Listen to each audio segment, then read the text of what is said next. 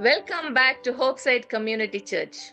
Today is July 7, 2022, and this is the second week of the month, and the theme is Health Matters. The topic that I've chosen today is intermittent fasting, and the quotes I've taken is healthy isn't a goal, it is a way of living. So, what is intermittent fasting? I'm sure you have all heard about the term intermittent fasting because it's become a buzzword these days. And many have opted, including actors and actresses and very famous people. They have started intermittent fasting and they testify about the benefits of intermittent fasting. We also have heard several testimonies where people with several diseases took this as a challenge and were benefited by this. So, what is intermittent fasting?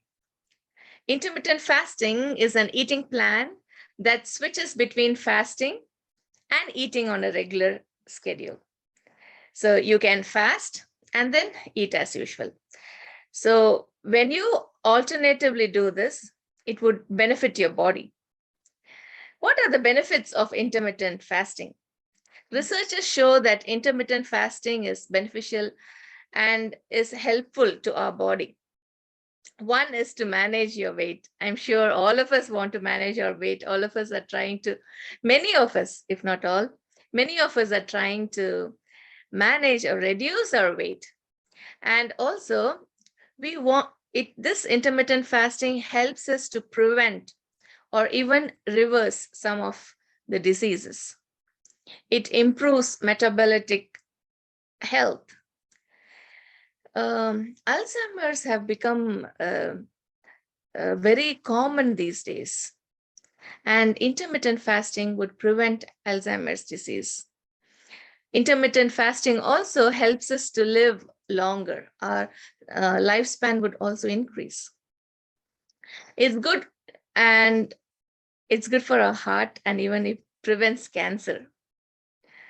There was a new research that was published in Nature Communications Journal, which was conducted by Imperial College London researchers, which showed that intermittent fasting help heal nerve damage. Isn't that great? So it has so many benefits, including changes in the hormones, cells, and even genes. It's very good for patients with type 2 diabetes. It helps to reduce the insulin level. It also repairs cells. It helps us look younger and fresh. So I've done a lot of intermittent fasting before, and I'm planning to continue this. So let's see. There are different types of intermittent fasting. One is 12 by 12, where you fast for 12 hours and eat for 12, eat in between the 12-hour span. Another way of fasting is 14 hours fast and 10 hours eating the food. And mostly people try to stay with 14 by 10, where they fast for 14 hours and eat for 10 hours, or in between the 10-hour time limit. The other way people are slowly getting, but it is a little bit difficult, is 16 hours of fast, and they eat only in 8 hours. So the most difficult fasting is 18 by 6, where they fast for 18 hours and eat only during the 6 hours period. So you can choose whatever your body is comfortable with, or maybe you can start with 12 by 12 and then slowly increase it to 14 or 16 hours of fast. Now, how can we get started? The first thing is we will have to do our own research. Just because someone is telling, oh, intermittent is very good for them, you do not start. You will have to analyze yourself, whether your body is ready. You can also consult your doctor. Um, and this is not good for people who have low sugar. It may have an adverse effect for them. So analyze your body, consult with your doctor, and then you can decide which intermittent fasting method you can choose. So the first thing you have to do is start with a modified schedule. You can choose what schedule you want to. I've seen the Muslims during Ramadan, what they do is they fast from the dawn. It may be at 3 or 4 or 5 a.m. and they fast until sunset. So in between, they do not even drink water. Now you can choose what kind of fasting you want to do. You can, some Christians, I've seen them drinking water in between. And I've even seen some people only fast on some fruits. So you can choose what kind of fasting you want to do and then stick on it. You can do it for a month or two and then increase it slowly based on um, your requirement or based on how your body takes it. It is seen that intermittent fasting is more beneficial for men than for women. I do not know why research shows this, but maybe intermittent fasting for a longer period of time may not be good for women. Maybe they can take breaks and then do it. So the most important thing during intermittent fasting is that we will have to stay hydrated. Some people do not drink enough water even when they do not fast or even during the normal days. It is not good for our health. Water flushes the toxins out of our body, and it also keeps our skin fresh and young. So during the eating period, we will have to eat slowly, consciously, and eat frequently. Now, what happens is usually when we eat food, what we do is we eat like we haven't eaten for months. We just grab something and swallow it. It is not good for our health because when we swallow it, the saliva is not mixed with the food and digestion is difficult. So when we eat slowly and frequently. Instead of eating so much, when you eat little, our stomach also will shrink, they say. So we will not be hungry, and we cannot eat too much. When we eat more, what happens? Our body wants more. So when we start eating less quantity, our body will get used to it, and ultimately we will eat less. For example, me, when I was younger, I used to eat a lot, especially when I had the kids.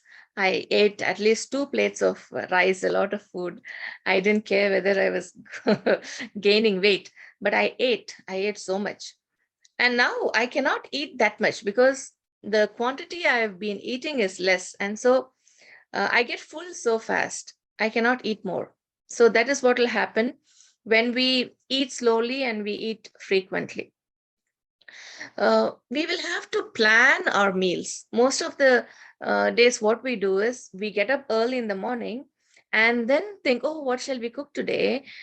So instead of doing that, if we can have a meal plan for a week, write it down. Okay, this is what we're going to have for breakfast, for lunch, for dinner.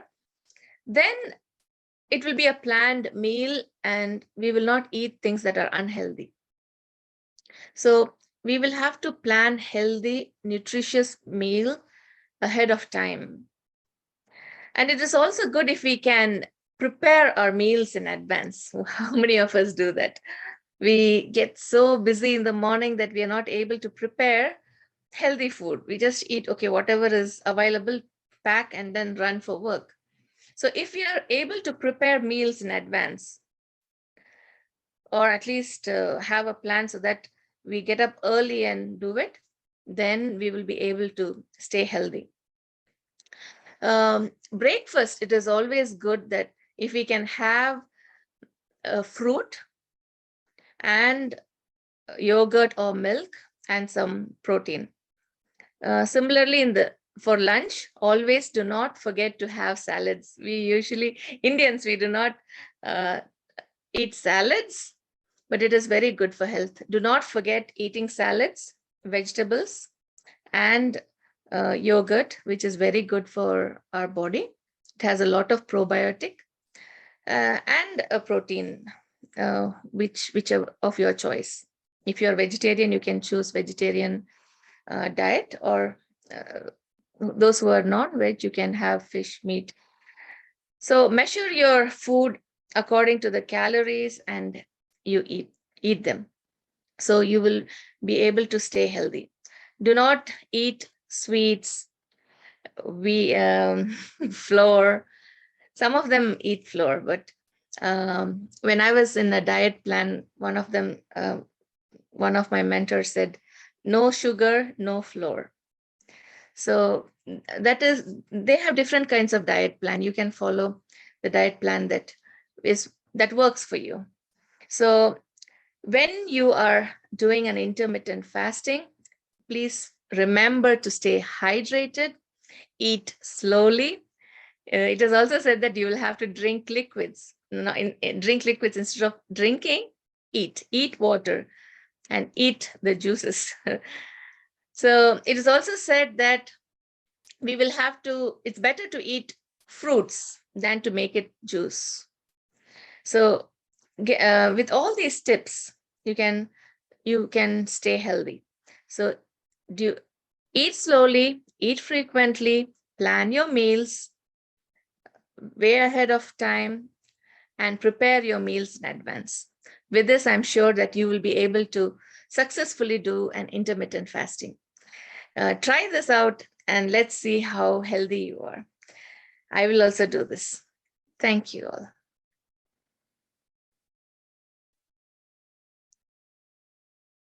Well, regarding our church building project, you can find the information in hopeside.com.